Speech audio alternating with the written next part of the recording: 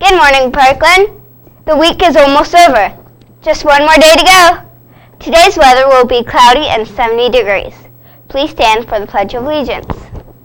I pledge allegiance to the flag of the United States of America and to the republic for which it stands, one nation, under God, indivisible, with liberty and justice for all. You may be seated.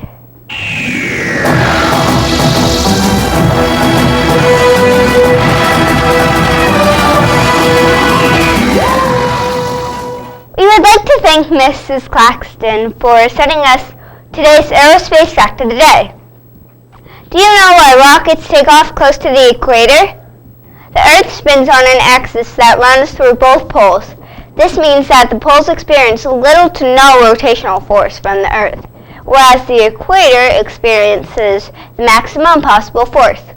By launching close to the equator, rockets get an extra boost of speed from the rotation of the Earth that helps them reach orbit. Anything on the surface of Earth at the equator is already moving at 1,670 kilometers per hour. Why the equator? Believe it or not, the surface of the Earth is traveling faster there. The Earth makes a complete revolution in 24 hours since the Earth's shape is round. And the widest point is at the equator. The land is moving faster at the equator than any other place on the surface of the Earth. Now let's find out what's happening at Parkland. Thanks, Gabby. There will be waiting Tuesday, November 10th. See Mr. Rodriguez with questions. Super Sci-U will be meeting this afternoon. All club members with corrected email should attend. You will be making microbiome mats and observing living plants and bacteria. Dr. Cohen hopes to see you there. Congratulations to the boys softball team on their 21-7 victory over rival Lordeman Middle School. The boys played great in their final outing of the season with a 3-2 overall record this year. Special thanks to our 8th graders, Eddie Dumas, Michael Bryant Boulong, Javier Chambers, Jesse Hernandez, Brandon Monroe, Max Nicholson, Amari Davis, Jason Taez, Andy Trejo, and Johan Wilma on a great final season at Parkland. Next week is another short week. There are 2 half days, Wednesday and Thursday. Here is some info you need to know. There are activity buses next Tuesday, but not on Wednesday or Thursday. Parkland Plus will also meet on Tuesday, 8th graders. Next week, on Wednesday, is 8th grade career day at Parkland. You want to make a good impression by dressing professionally. On Wednesday, Parkland will hold parent conferences from 1:30 to 7 p.m. Your parents do not need to make an appointment. They can just show up. There are no conferences on Thursday.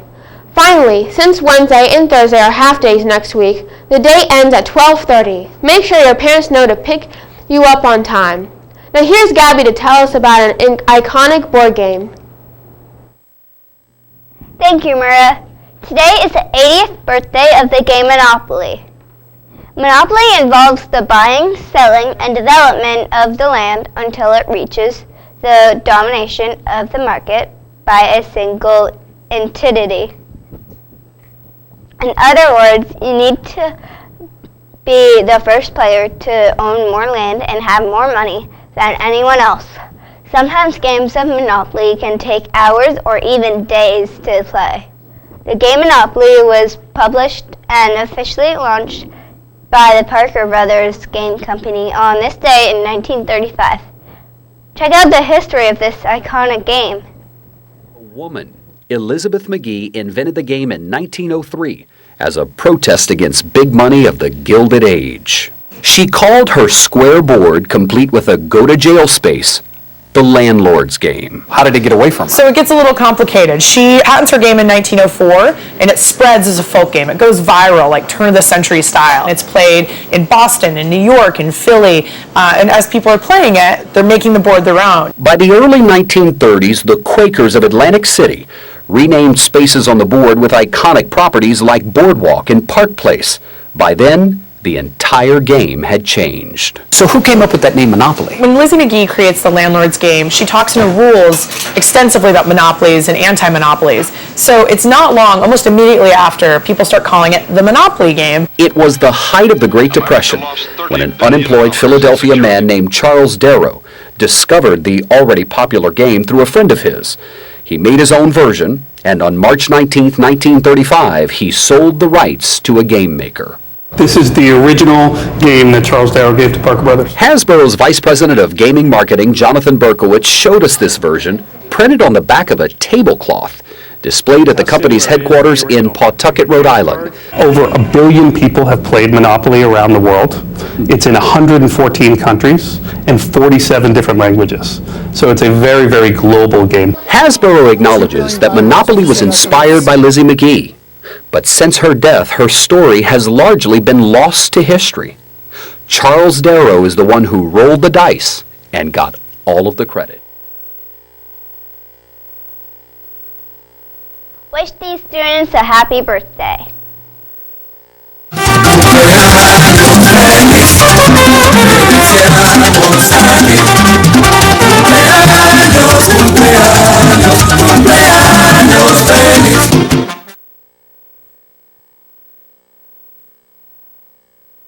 These words from Mark Twain. If it's your job to eat a frog, it's best to do it the first thing in the morning. And if it's your job to eat 2 frogs, it's best to eat the biggest one first. Join us as we have frogs for lunch, and we will see you tomorrow. Bye!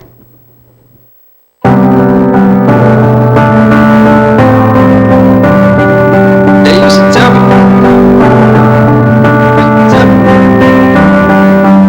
I hope you learn to make it on your own. And if you love yourself, just know you'll never be alone. I hope that you get everything you want and that you chose. I hope that it's the realest thing that you ever know. Hope you get the pretty girls that's pretty at everything.